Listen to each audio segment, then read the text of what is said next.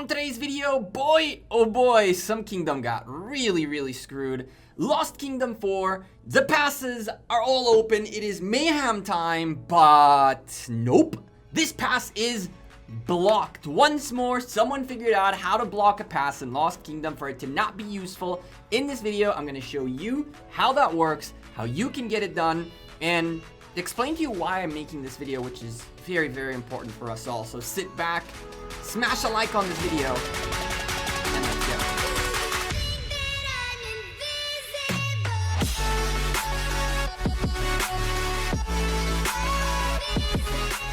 Hey there YouTube, welcome back to Gekko Gaming. Boy, Fire Nation really got screwed there. 256, ingenious as they are, figured out how to once more make passes completely useless. Before we start though, I'm a sponsored content creator. If you enjoy the content, drop a like on the video, subscribe to the channel, hit the bell to get a notification every time we upload a new video, and of course, don't forget to smile, I guess. Anyway, here's the deal. I got a message the other day, yo, passes are blocked. I'm like, hello? How is this a thing? Now, I realize this is a mechanic in Rise of Kingdoms that I've seen happen in the past, but I really didn't think about it this way until I saw it. Previously, in past Lost Kingdoms, in the past, pass blocking has been a huge issue. And in this specific scenario, the folks in pink, 256, locked up their all the way back zone, the level 9 passes from being occupied, and this stopped the Red Kingdom from going in and potentially taking their Crusader Fortress, their Crusader camps, and so forth and so on. Now, they gotta make the grind all the way from Kingsland down through all the zones to get to the ruined Crusader Fortress with very little time remaining. Let's start by why I'm making this video, because it's the most important thing in my opinion. The reason I'm making this video is not to call out anyone exploiting anything, because this is ingenuity at its finest. It's using the mechanic of the game the way it was created. Is it the way it was intended? No, but it's the way it was created. And so I like the ingenuity part of it. But the reason I'm making this video is not to shout out those who find workarounds around mechanics, but rather so more of you do this. And I'll tell you why I want more of you to do this. I don't like pass blocking. I think it's not cool. I think it's not how it's meant to be. It really screws over some kingdoms and some people. But people will still do it. No matter how much we try to say this is not something you should or shouldn't do, people will always take advantage of any advantage they can get. By more of you doing this, by more Lost Kingdoms right now getting wrecked by this, the more likely it is for Lilith to fix this in a very near future. Lilith tend to be very data-driven over user-friendly feedback kind of base type of kingdom, type of company. And so what I want is I want more Lost Kingdoms that are like this so that they go, uh-oh, red light, let's fix this and let's fix it now. Hopefully by the time you're watching this video way in the future, if you're not watching it as soon as it launched, this doesn't work anymore.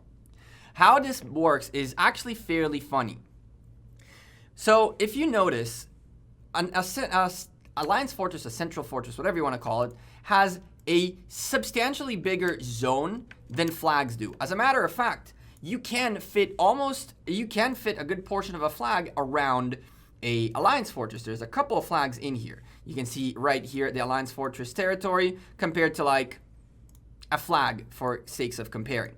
Now, there is one part of building a fortress that most people maybe don't seem to realize, and it works better with fortresses than flags. It also works for flags, but flags are a little more dangerous, and I'll explain to you why right now. So when a building is under construction, it's still being made. You still don't have all this territory marked as your territory, and therefore it's like this kind of like inactive flags. If we go take a quick peek at an inactive flag, we can see it much better. You'll see essentially a zone that is supposedly the zone that the flag or fortress will be taking over once they're done being built. But until the flag is not completely built, you're going to see something like this. Okay, now what these guys figured out is we can, because it takes a very long time to build a fortress, we can build a flag around it. Now, the trick is about inactive territory. Whichever active territory is activated first I know it sounds a little weird, bear with me. It's the one that will count. So what I mean by that is, if we go take a look at what they did here, they dropped a fortress, and this fortress is just enough to cover all of the front area of the pass. Now, luckily for them, there is really no space to drop flags anywhere left in here, nor space left anywhere near here. They also made sure to block that as much as humanly possible. Once this fort was being built, this had inactive territory. And they dropped a flag right here, and I believe a flag right there. And these two flags ended up building before the fortress managed to finish. Now, the fortress does take one full square worth of a tile where you're dropping it. So even after you finish building your fortress, it'll have this amount of territory remaining. But because this flag and this flag finished building before the fortress did, the active alliance territory became the alliance territory of the flags and not of the fortress. The problem here is that the flags reach all the way to 1 block away from the pass, but the fortress hits all the way to here. Now here's the pickle. Because they suffocated the active territory with flags, this is territory of this fortress, and this is theoretically also territory of this fortress. But the problem is there's active territory in between the fortress and this territory right here. So this is dead territory. To make matters worse, because it's dead territory, you cannot build flags in here at all. And on top of that, because the pass never touches the Alliance fortress, because in theory it does, but this is dead territory. This is not a fortress territory. It technically doesn't touch the pass. And therefore, this fortress is locking up this whole dead zone area, but it cannot be hit because it's not directly next to the pass. Essentially, what these guys did in a very cheeky way is they utilized the mechanism of active territory, in which active territory takes which precedent, and they dropped flags right there to make that a living nightmare for the folks in red. I've seen this used in a different situation. The folks of 337 used this when we dropped forts on them.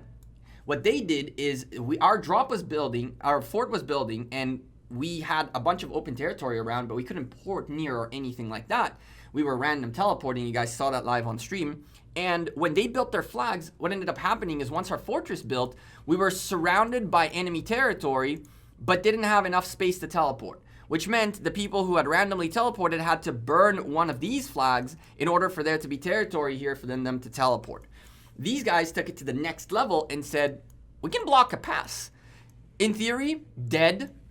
Not in theory, practically too. In dead territory doesn't count as active territory, therefore it's not next to the fortress, to the pass, and it's just enough so that it doesn't allow people to drop flags in here. So you can't, theoretically, you can't teleport anywhere behind this line. But this fort manages to drop right on the line, leaving dead space, and this flag obviously manages to drop a bit further back. And just like that, they locked these passes. And they went extra cheeky. They didn't only go like cheeky on both passes, cheeky. They didn't only go cheeky on both passes. They also made sure, if by some miracle, somehow, some way, this pass manages to get through, I mean, they could, right? They could have. Once they took the pass, they have access to this zone. They had set up FCN set up in a way that they can hop the wall as soon as they have this pass. What these guys did is that they dropped another fortress to ensure that they also keep dead territory anywhere where these guys could have hopped the wall.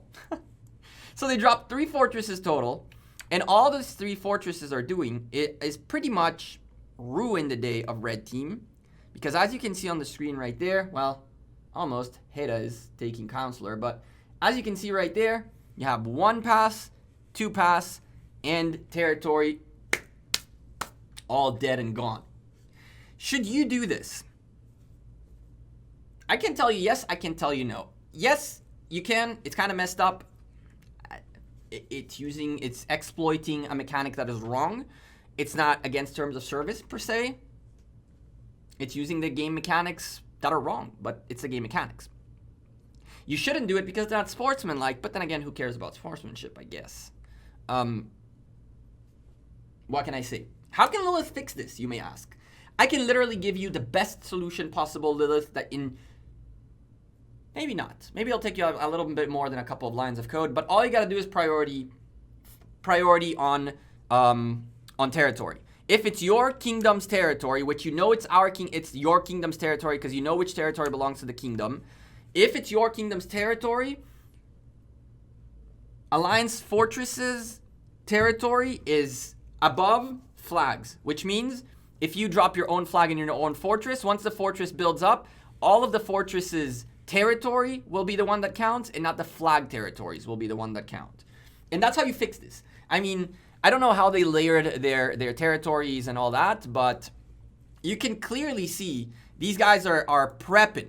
These guys are prepping for this to come. They have a stupendous amount of flags all over these passes. All over these passes. I see that they dropped this. I wasn't paying attention that this was here before, but they dropped that too. It looks like the folks in red are trying to maybe get something going by the looks of it. They're a little bit lining up there, and there's another fortress dropping here, which could potentially maybe drop a flag here, maybe, or even maybe here. And this is maybe, I don't know. Well, we're about to find. We're gonna have to find out and see if if the folks in red manage to squeeze in through this. But Lilith, here's your fix. Community, drop a like on the stream for bringing up this to you guys and to the community in general. I'll tell you this. I'm not a fan of making these kinds of videos showing exploits, quote unquote, and things like that. But I solemnly believe that Lilith operate through data. And if there is enough lost kingdoms as quickly as possible, bringing them data that this is bad, they'll fix it quicker. The worst thing that can happen is that we wait a whole batch worth of lost kingdoms. So 2,000 kingdoms go through lost kingdoms, or less than that, light versus darkness, or even really, you can do it in every single pass if you're smart enough about your flagging. We can see a bunch of KVKs getting screwed by this, and so I would rather this go down now than later on when a bunch of us got screwed by it. Anyway, what do you all think? Leave me a comment down below and let me know. I'll get out of here. Appreciate it. Drop the like on the video, subscribe to the channel, hit the bell to get a notification every time I upload a new video. Y'all are amazing. I appreciate every single one of you for the latest support. As always, tomorrow we have a very, very cool video. I've been really looking forward to make it for quite a while, so make sure you show up for that. We have been pushing back our war videos. I know, I owe them to you guys. I've said it a million times. I have the footage, but it's like 15 hours worth of total editing of footage that I need to cut down into probably like 6 20-minute videos. So bear with me. Anyway, I'll see you all sooner rather than later. Take care. Peace.